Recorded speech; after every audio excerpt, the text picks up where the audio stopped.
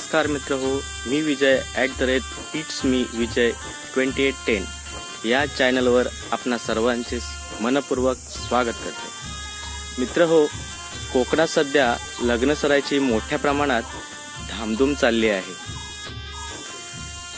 या लग्नांमध्ये पारंपरिक पद्धतीने वाजवल्या जाणाऱ्या वाद्यांचा मोठ्या प्रमाणात समावेश होतो।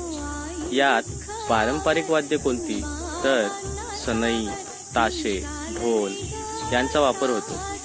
कोकणात बहुतांश रत्नागिरी, रायगड आणि सिंधुदुर्ग या जिल्ह्यामध्ये ढोल ताशे वाद्य अतिशय जोमात व उत्साहात वाजवले जाते। आता आपण पाहत आहात की मंडप पूर्णपणे रिकामा आहे, पण थोड्याच वेळात या लग्नाची घाई सर्वांनाच होणार आहे। लग्न लावते वेळी व नवरा मंडपात येण्यापूर्वी ताशे वाद्यांमध्ये नवरा व नवरी या दोन्हीकडील वाद्यवृंदामध्ये जोरात जुगलबंदी होते।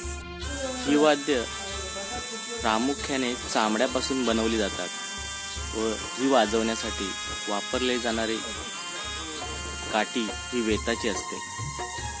लग्नामध्ये ही वाद्य वाजवल्याखेरीज लग्न समारंभ अगदी अर्धवट वाटू लागतो।